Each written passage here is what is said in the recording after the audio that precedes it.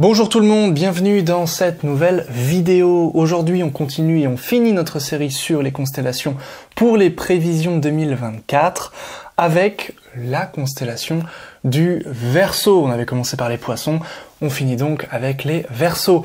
Petit disclaimer comme d'habitude, il s'agit de l'astrologie sidérale indienne, une astrologie donc basée sur les étoiles, sur les constellations, non sur la respiration de la lumière au cours de l'année, c'est-à-dire ce ne sont pas des signes, ce sont des constellations. C'est la raison pour laquelle je vous invite, avant de regarder cette vidéo, si vous ne connaissez pas votre ascendant ou si vous ne connaissez pas votre lune, le placement de la lune ou de votre ascendant dans l'astrologie indienne, eh bien de regarder au préalable vos positions. Vous pouvez le regarder sur l'astrologie sidérale sur AstroThem par exemple, c'est gratuit, et en un clic, vous connaîtrez vos dispositions planétaires. Voilà ce que je voulais vous dire avant de commencer. Donc si vous êtes bien ascendant Verseau, si vous avez bien votre lune en Verseau, c'est comme ça qu'on fait en astrologie indienne, eh bien bienvenue dans cette vidéo. Cette vidéo va être faite pour vous et on va voir ensemble les transits des nœuds lunaires, le transit de Jupiter, de Saturne et de Mars. On verra les transits du Soleil, de Vénus et de Mercure courant 2024, puisque j'ai déjà énormément de choses à vous dire concernant toutes ces planètes que sont les nœuds Jupiter, Saturne et Mars. On commence avec les nœuds lunaires. Donc les nœuds, ils transitent dans la constellation des Poissons Vierges, donc dans cet axe-là, à partir de novembre 2023. Donc c'est-à-dire ce mois-ci. Fin du mois, ils vont changer de place pour aller dans cet axe des Poissons et de la Vierge. C'est votre axe de la maison 2, 8. Donc c'est l'axe matériel, immatériel, possession, dépossession.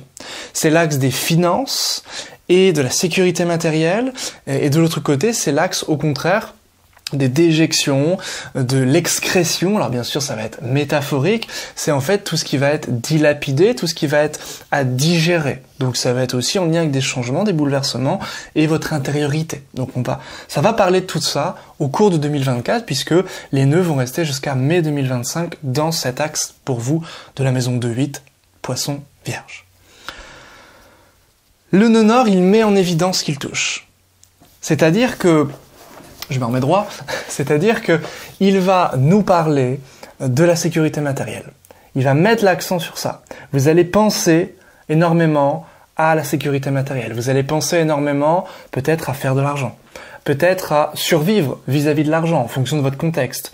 Ça va être l'idée de faire attention aussi à ce qui passe par la bouche. Pourquoi ? Parce que la maison 2, c'est la maison de la bouche, c'est la maison de ce qui sort par la bouche, c'est-à-dire vos paroles, ce que vous comprenez aussi, donc ça va être un enjeu pour ne pas mentir, un enjeu pour dire des choses les plus justes possibles, et pas seulement des rumeurs, pas seulement des choses que vous déformeriez, puisque le nœud nord en 2 tend à déformer les propos.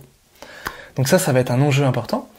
Et puis c'est aussi ce qui rentre par la bouche, le nœud nord en maison 2. Ce qui rentre par la bouche, ça va être la nourriture principalement, ce qu'on consomme. Donc le nœud nord, il crée souvent des addictions, souvent il est en lien avec ce qui est noir ou ce qui est fumeux. Donc ça peut être le chocolat, ça peut être l'alcool, ça peut être la cigarette. Donc c'est toutes ces choses-là, toutes ces petites addictions, surtout si dans votre thème natal vous êtes marqué par les nœuds, dans cet axe 2-8, eh bien ça va être réactualisé, entre guillemets, entre novembre 2023 et mai 2025. Donc forcément, on a une idée importante de faire attention à ce qui sort et ce qui rentre de la bouche, par la bouche. Très intéressant, en 2024 ici, et évidemment, ce qui rentre par la bouche, c'est la nourriture. Donc, vous allez aussi être concentré, votre attention va être dirigée, vous allez tout donner, entre guillemets, vers ça, vers l'idée de survivre, de nourrir la famille, de vous nourrir. Et aussi, c'est les plaisirs, la maison 2. C'est les sens, les 5 sens. Donc vous allez comme ça avoir vos sens qui vont être, entre guillemets, un petit peu exacerbés. Et ça, c'est très intéressant de remarquer que vos sens, votre pensée va être beaucoup plus tournée vers le monde de la matière, vers le monde extérieur de la matière. Et donc forcément, vous allez pouvoir profiter des petits plaisirs de chaque instant. Donc ça va vous doter d'un côté un petit peu plus hédoniste au cours de 2024. Un côté un petit peu, voilà, je profite de chaque instant, je profite de l'instant présent. Évidemment, le nœud nord, il est toujours à double tranchant puisqu'il n'est jamais satisfait. Donc il y a un côté, avec le nœud nord en 2, quand même, il y a un côté excessif. Ça peut être, je pense, entre guillemets, trop au plaisir, trop aux finances. Ça peut être je dévore, parce que le nœud nord c'est la tête du dragon, je dévore la matière, je dévore tout ce que, voilà, la bonne boue, la bonne chair, etc. Donc c'est vraiment un enjeu intéressant de s'écouter au niveau de ses besoins réels, parce que le nœud nord peut, entre guillemets, confondre les désirs et les besoins, au niveau de la matière, ici dans votre maison 2. Donc ça c'est très intéressant, cette dialectique, ce dialogue qui va s'opérer entre vos nœuds, entre la 2 et la 8. Puisque, qui dit nœud nord en maison 2, dit forcément nœud sud en maison 8. Nœud sud en maison 8. Donc ça veut dire que il y aura un détachement de tout ce qui touche à la métaphysique.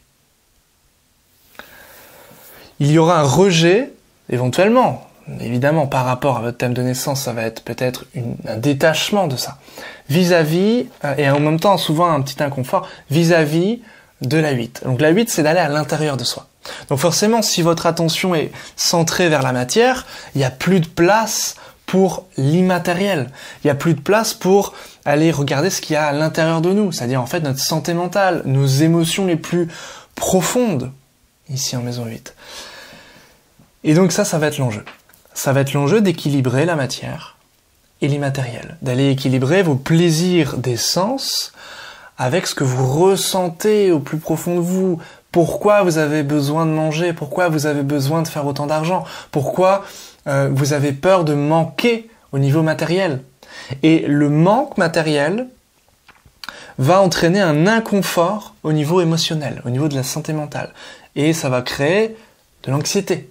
Ça va créer une forme d'angoisse, la peur de manquer, qui va être très forte. Au cours de 2024 pour les Verseaux. Donc là, on a bien cet axe qui est très parlant au niveau de la matière et de l'immatériel. Ceci dit, une des moyens pour contrecarrer cette symbolique puissante des nœuds dans l'axe 2-8, ça peut être justement d'aller chercher davantage cette maison 8.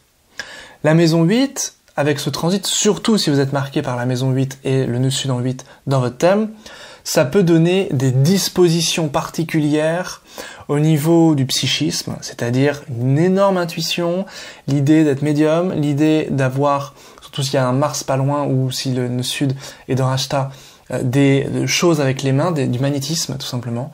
Vous pouvez guérir par les mains, vous pouvez faire des choses très belles de guérison, de lecture des choses inconnues, cachées, des choses du passé, ou de traiter des choses en lien avec des traumatismes, ou des choses en lien avec la santé mentale, la psychologie. En maison 8, Ketu en 8, nœud sud en 8. Donc tout ça, ça va être intéressant d'aller voir un petit peu ces axes-là qui vont devoir être équilibrés au cours de cette année 2024. Donc, un programme, tout un programme en soi. Maintenant, on va parler de Jupiter.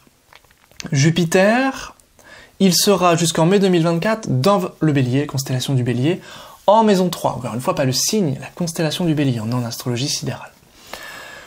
Jupiter en 3, ça facilite jusqu'en mai 2024 les finances qui découlent des contrats, les finances qui découlent des déplacements.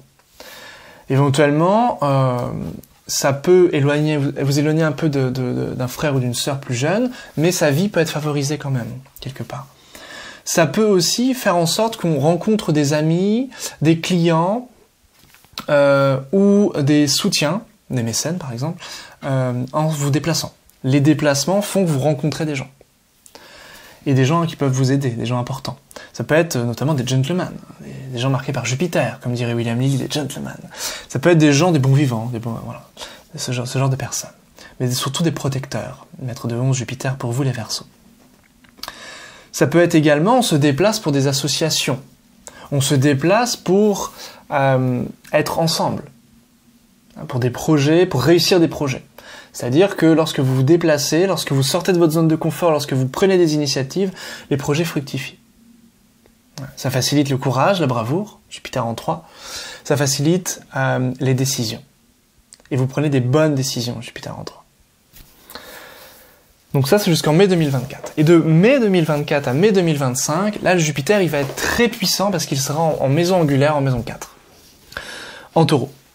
Donc, il mettra ici, le Jupiter, il est bénéfique, hein, c'est la plus grande bénéfique de l'astrologie. Il va donner, dans la maison 4, peut-être plus d'argent, parce que c'est en lien avec le patrimoine. Ça peut être favorable pour un logement, ça peut être favorable pour la vie d'un parent, notamment la mère.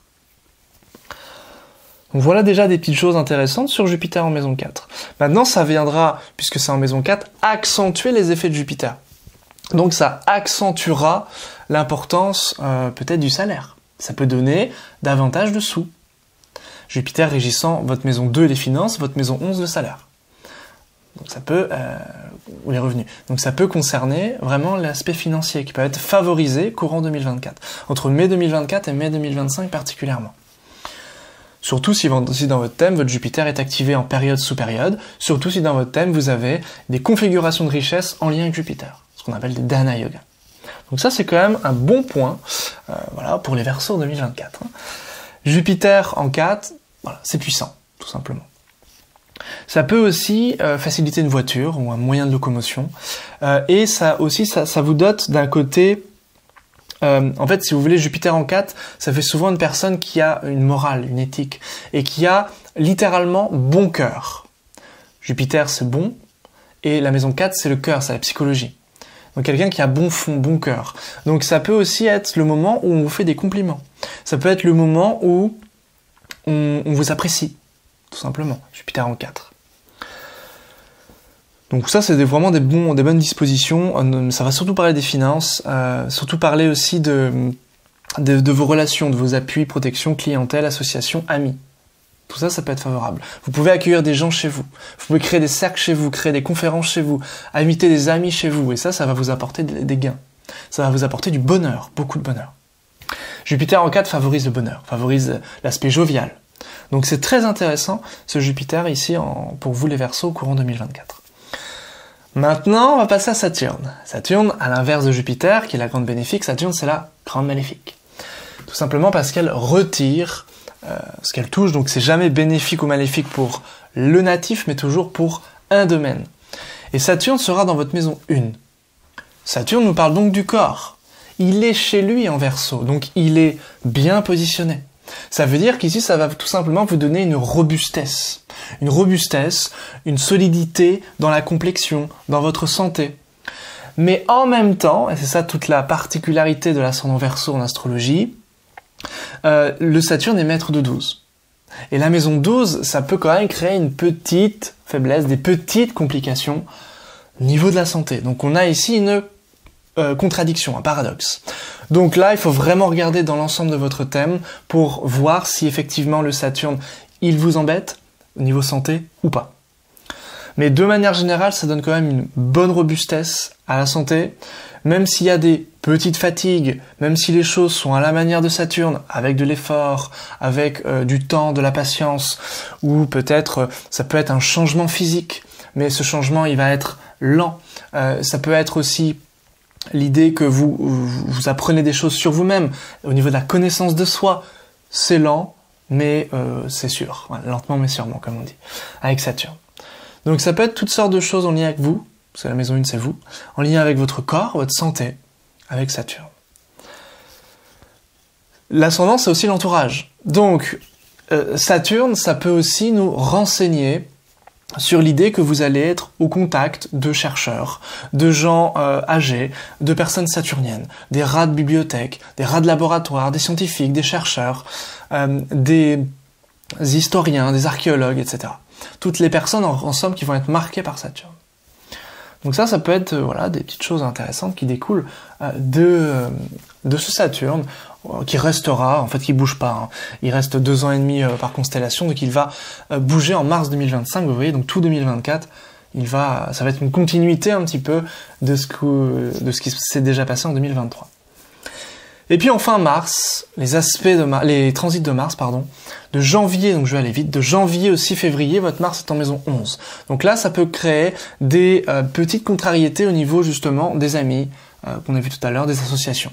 Ça peut être le moment où on met de l'énergie là-dedans, mais on dit des choses, on prend des initiatives, on fait des choix qui déplaisent aux amis, par exemple, ou à une clientèle. Bon, c'est comme ça. Mais au moins, on peut aussi avoir l'énergie pour faire en sorte de mettre fin à une relation qui ne nous correspondait plus au niveau amical, notamment. Ça, c'est possible. Janvier, 6 février. Ensuite, 6 février, 15 mars. La planète Mars est en exaltation, oui, en maison 12. Des choses du passé peuvent ressurgir de manière intense. Et c'est là que votre axe des nœuds va être très important avec le nœud sud en maison 8. C'est-à-dire, ok, des choses reviennent du passé. Est-ce que je me planque dans la consommation, l'alcool, la cigarette, la bouffe? Ou est-ce qu'au contraire, j'accueille tout cela, donc le nœud sud en 8, et qu'est-ce que ça me fait quand j'accueille ça? Très intéressant ici avec ce Mars en 12. 15 mars, 23 avril, Mars en maison 1. Là, ça peut être un petit peu plus à surveiller en termes des fractures, en termes de nervosité. Parce que votre Saturne, ça régit votre tissu nerveux.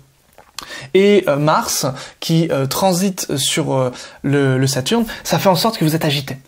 Entre le 15 mars et le 23 avril. Vous pouvez avoir une agitation, vous pouvez aussi, attention aux fractures, parce que Saturne les os, Mars, ça casse. Donc attention, 15 mars, 23 avril, éventuellement lors d'un déplacement, parce que Mars est en maison 3, et maître de 3.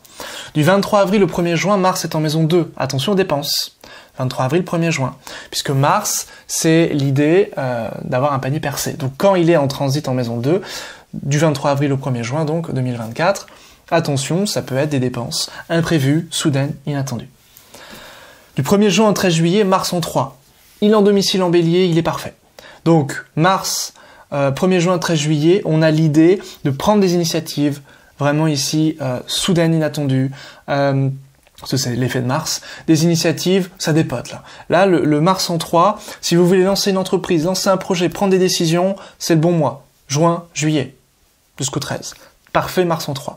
13 juillet, 26 août, je vais vite, Mars en maison 4. Donc là, ça mettra, il va rejoindre Jupiter qui était en 4, qui était bon pour le bonheur. Mais là, petite exception pour le 13 juillet, 26 août, là, Mars en 4, ça peut donner une petite frustration. Ça peut faire en sorte qu'on doive travailler quelque chose qui découle du passé, encore une fois, qui est en lien avec nos parents, ça peut être un conflit avec un parent, ça peut être aussi, pour le coup, des petits problèmes avec le logement ou la voiture, mais comme il y a Jupiter, bon, ça va être résolu à un moment donné. Mais ça peut être, voilà, ça peut sonner du 13 juillet au 26 août, des petits soucis à ce niveau-là. Et du 26 août au 20 octobre, Mars en maison 5, en Gémeaux. Mars en maison 5, ça mettra ici l'énergie, ou éventuellement un peu plus de colère, de tension, d'agitation, du côté des enfants. Si vous êtes célibataire, du côté des plaisirs. Alors là, attention au niveau des plaisirs, notamment au niveau des inflammations, oui. C'est-à-dire, ce sont les plaisirs un peu corsés. Mars en 5. Ça peut être aussi l'idée que un enfant peut être un peu plus agité, moins être sage, et plus être dans la provocation au niveau des parents, etc. Si vous avez des enfants. Ça peut être aussi, tout dépend de leur âge, mais ça, voilà, c'est intéressant, c'est toujours en fonction du contexte. Les symboles ne sont que des métaphores qui sont filtrées par le contexte. C'est très intéressant et très important. Mars en 5, si vous êtes célibataire, ça peut être aussi des rencontres amoureuses. J'enchaîne les rencontres. Je donne de l'énergie pour les rencontres. Ça peut être intéressant, notamment si vous êtes une femme. Et 20 octobre, ou un homosexuel.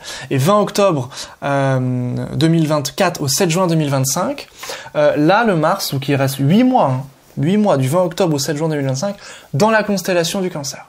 Il se retrouvera donc en chute.